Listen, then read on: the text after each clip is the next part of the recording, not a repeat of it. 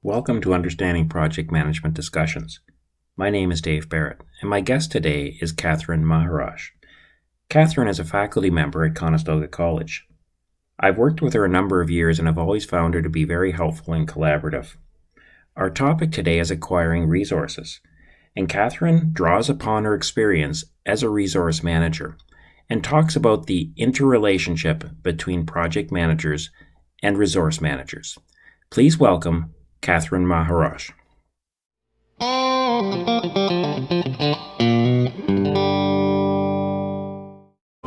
Hi, Catherine. How are you doing? I'm good, Dave. Thanks. How are you? Oh, things are going well, so all good. So today's topic is one of the thing that we're going to talk about is um, acquiring resources for the project. So that was the selected topic, and I understand from our discussion that you actually were a resource manager in one of your previous roles. So that's good. We got a real life resource manager on this session. So tell us about that. What types of things did you do? Sure. So one of the last roles I did when I was working full time was a resource manager within a project management office. And I had in my charge, I had the business analysts and we had learning strategy specialists at the time too, to do the learning part of the projects. And so being part of the PMO, you kind of got this project portfolio view of things and decided who was the best person to go where at what time and kind of manage, because lots of people aren't 100%. So it was like 25% here, 50% here sort of thing. So that was a lot of making sure you had the right people to the right project at the right time, working with the actual PM, who they always have their favorites too, right? They have specific people.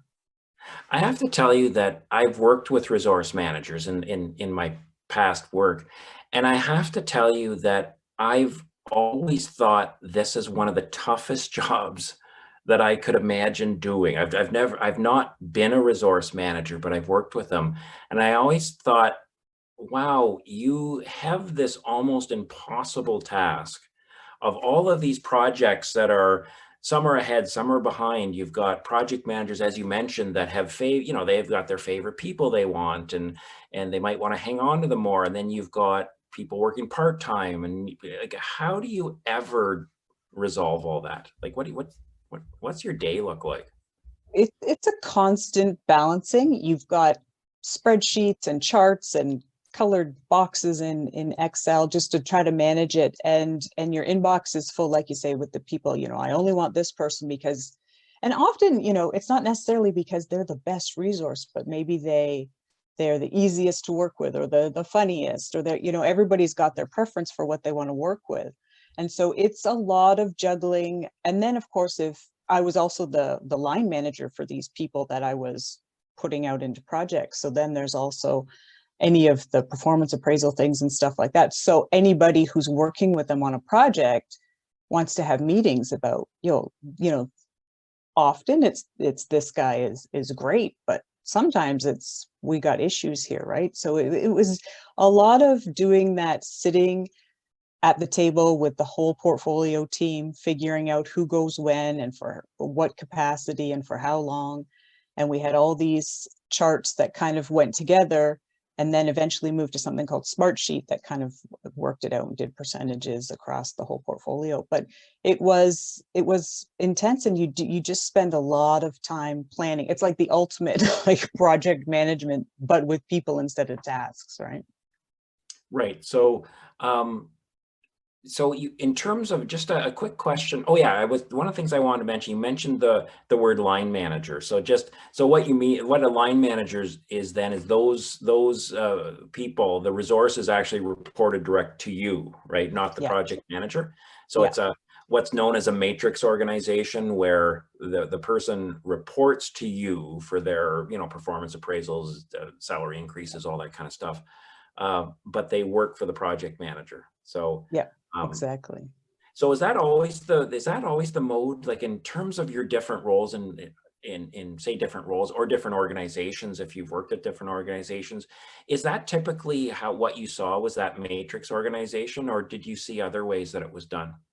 Oh, in earlier roles when I was the PM, particularly if I worked for a software service organization where we had teams that went to client sites, as the PM, I was also the line manager, Right. right? Like I would manage them. When we went off site, we became our own little unit, and that was it. And as the PM, I managed, but it would have been, your developers and your architect and the whole slew, everybody.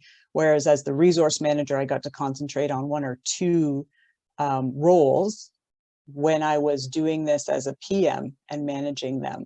It was different. And then, when you're doing it as a PM and going to client sites, or even if you're on your home base, it's the going back and telling, I don't need this guy anymore. I need this resource now. And it's always and I worked for IBM, right? And they're big on chargeable hours, and then the clients are big on not being charged, right? So then it's a balance of, and especially because you're on the client site and they're going, why is this guy still here? And why? So it becomes a real game of making sure you have the right people scheduled for the right amount of time where they're actually being productive and not sitting around and not wasting time when they could be doing something for somebody else.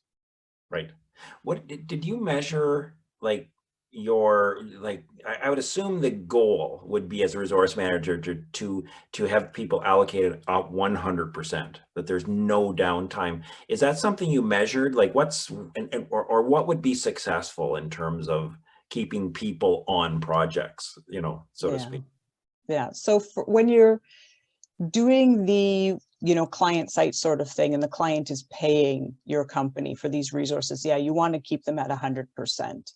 And but I would always make sure that there was some downtime in there. Maybe talk to the client, and maybe it's not an 8-hour day, maybe it's a 7-hour day, because people need to eat and have breaks and things like that. It's a real balance, because I'm very cognizant of people are not machines. Even when they are 25-year-old developers who love to sit and do it, they still need that. They need that break. When I did it as the resource manager, as the line manager, and I could talk to the PMs that were wanting to use them at 100%, and just be able to say, like, nope, this guy needs the afternoon off, or 100% doesn't necessarily mean the 35-hour work week if the person is just on a salary, right? Yeah. If they are, so that's another aspect that goes into it. Are they a contractor being paid by the hour? Then I'm a little bit more strict on, yeah, you're working 100% if we're paying you 100%. You're a salaried full-time employee, you get a little bit more flexibility in that. Right. As a PM working with a resource manager, like obviously if you're a PM, you want to get there's two objectives I can think at least. One is to get your resources assigned to your project at the right time.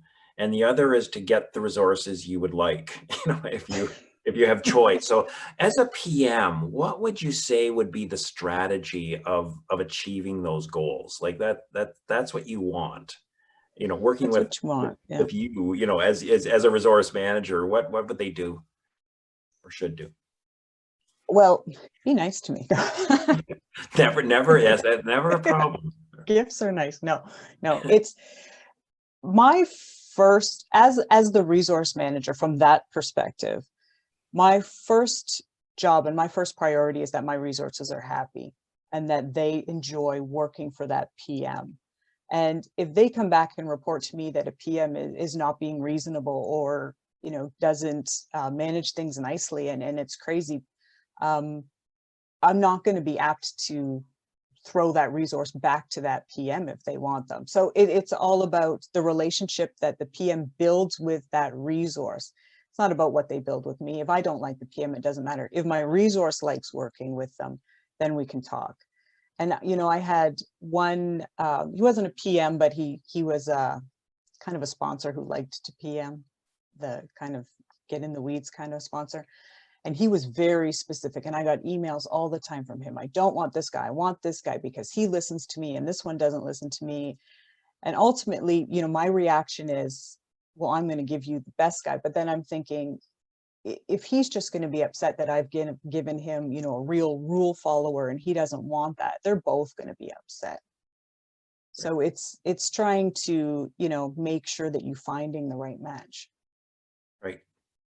It's interesting how you mentioned a couple of times relationship, right? Like in terms of in terms of, you know, how the PM works with the resources, because they, in this case, they reported to you, and even the relationship with the sponsor and so on, and how that's gonna, that specific sponsor, and it really brings back the importance of stakeholder management, of building relationships and so on. It permeates everything, you know. So see, even in something which is this like relatively mechanical process of, you know, spreadsheets that say, you know, a schedule that says we need a developer from this date to this date, and you have a spreadsheet, and you as the resource manager have a spreadsheet which says, well, this you know, developer is available during that time period, so we have a match.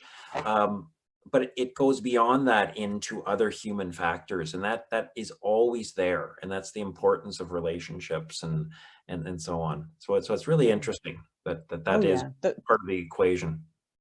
Oh, it's a huge part. Actually, it's more than um, you would think getting into the job. It really is, because if you're going to put somebody 100% to work with somebody else, and they just don't get along fundamentally, they just don't like each other. Just don't even bother. It's just not worth it. You find the right fit, Right. and sometimes you know you have difficult PMs. You know, they're maybe good at their job, but they may not be Yeah. nice to work for. And you know, sometimes in those instances, you may have to go out and find a contractor who can manage that sort of personality. Right. And even as we were starting this, you like, we kind of joked a little bit about be nice to you or whatever, and kind of laughed in a little bit. I'll even though say, as a PM, you don't want to make an enemy of the resource manager.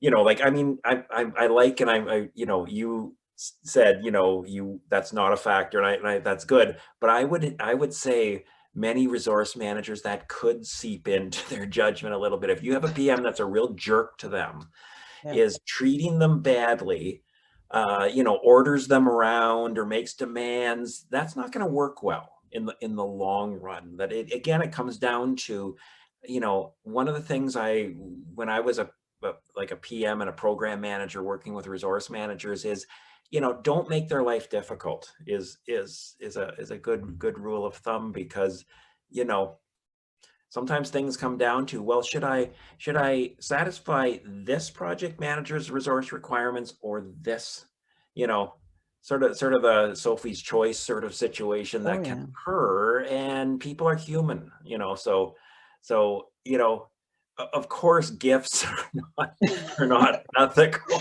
But just being nice, being Yeah. thoughtful, you know, Yeah. saying hello, you know, those are Yeah. free, you know. Oh yeah. You know, you talk about referent power, right? You know, that whole get people to want to work with you.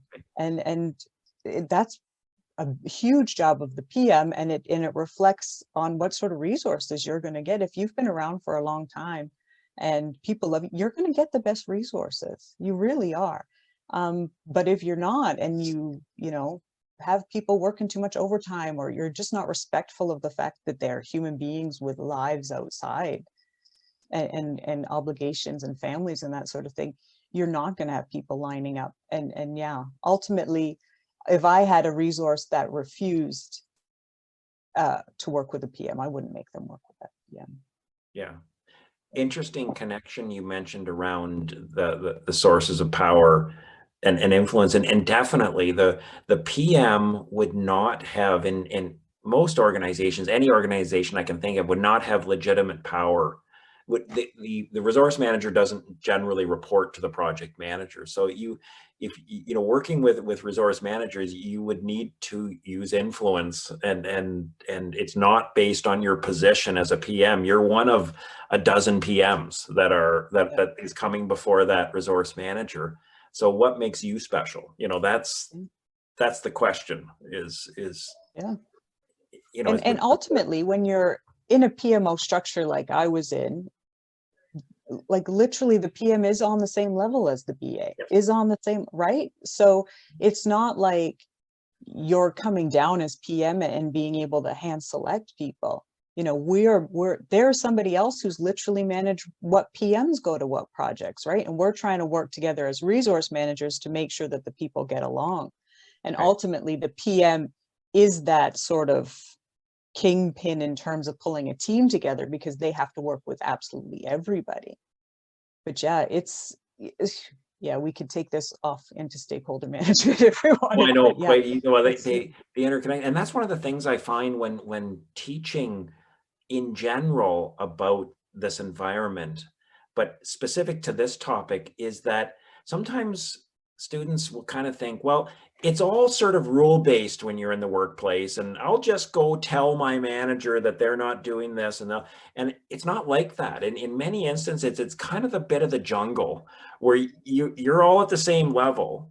You yeah, all have competing needs, and you've got to make your case. And it's not like you have a court of justice that you can take this to yeah, plead your case. You're working with that resource manager, and that's it. That's it. So you've got your powers of influence and discussion and making your case and all that. So it's an interesting thing. Like you said, we could branch into stakeholder management and power and influence very easily.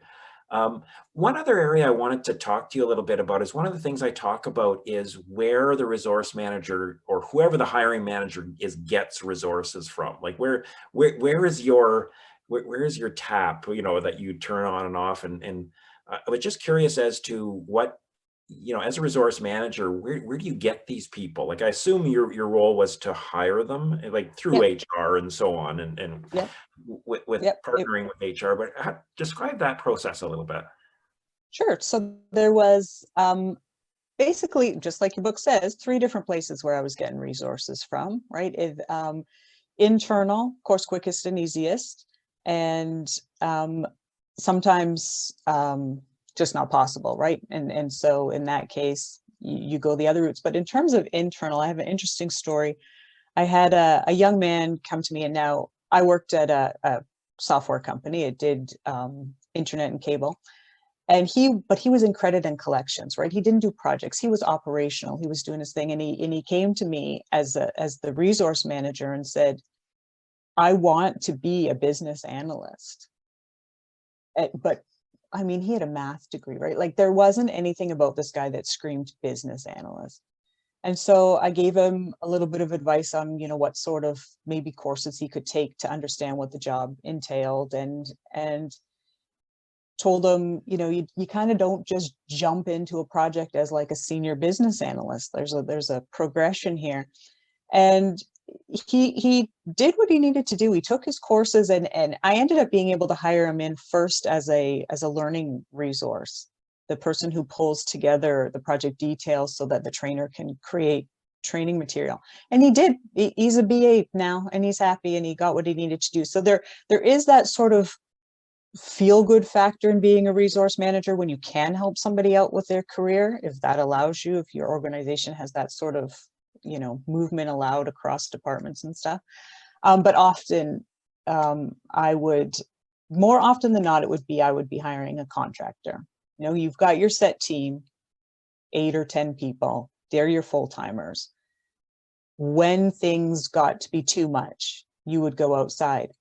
And so in this, sometimes it was kind of like this mass free-for-all circus, because there's so many people kind of sitting on the bench at these contract houses that when you put out there, you know, you make a couple calls to some of your contractors and say, you know, I'm looking for, and I don't mean the actual contractor, I mean the houses, the Mhm. different recruitment hubs, and you tell them you're looking for, you know, a senior technical, you know, you're looking for, and they want you on a phone call, and you just have this massive open phone call where you say what you want, and then you've got all these recruiters saying how many years experience, what kind of personality, what kind of this, how technical. You answer it, and then you kind of put the phone down, and within, you know, 5 minutes you have 100 resumes on your desk.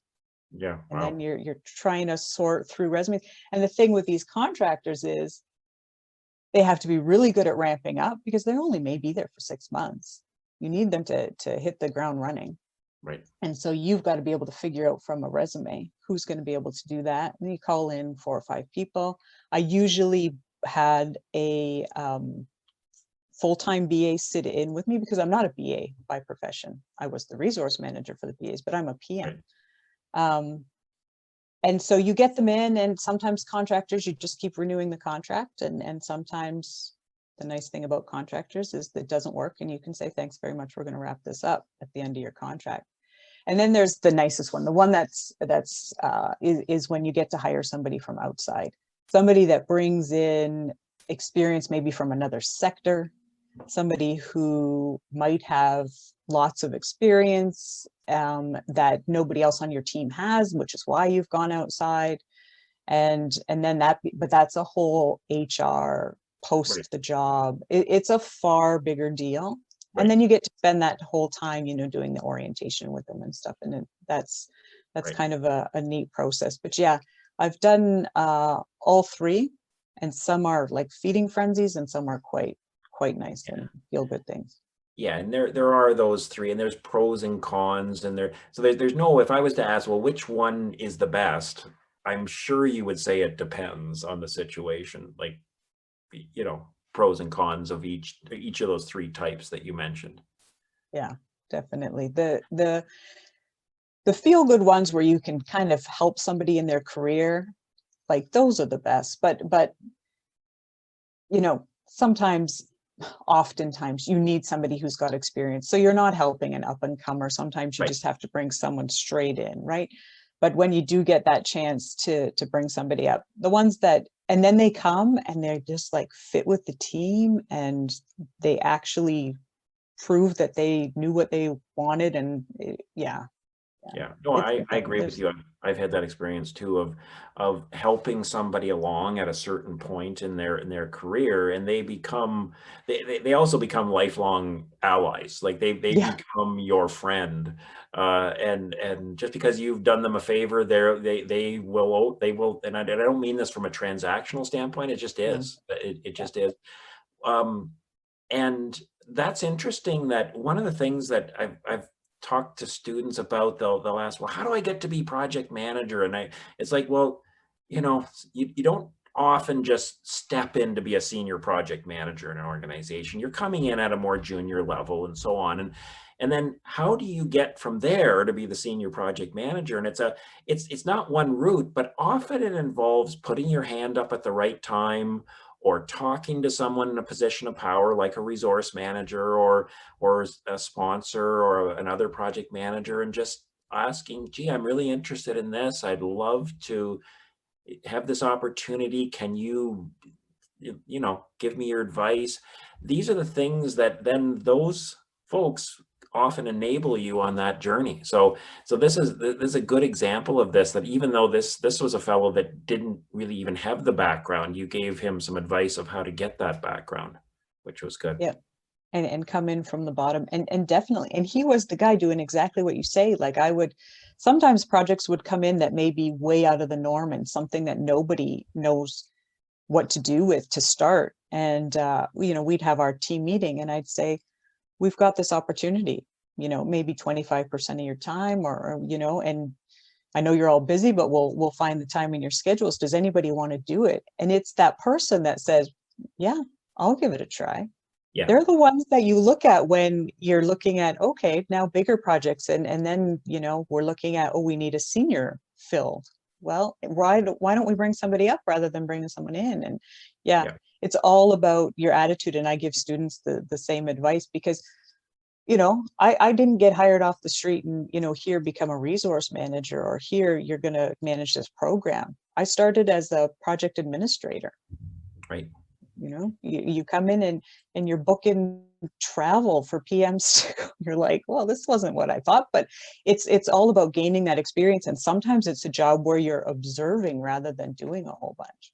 Yeah, no, I agree. And that's, I've said the same thing of look for times when you can put your hand up or volunteer or say you'll do it. And you might be busy, you might be overworked, et cetera, but those are the times to do it, because good organizations are looking to develop their people. They're looking for good people, and they will respond to those opportunities. And in fact, if you're in an organization where they don't do that, maybe that's an organization you don't want to work for longer term. You want to work for organizations that will be looking for and to develop and promote, you know, people who have that sort of motivation and so on. So that's good advice. So Mhm. anyways, Catherine, I thank you for your time on this. This was really an informative discussion around the resource manager and acquiring resources and so on. It's an important part of projects, and important for project managers to understand this process. It's key to Definitely. their success. So, Yeah, yeah, definitely. Thanks for chatting with me. It was fun. yeah, great. Okay, thanks again. Thank you.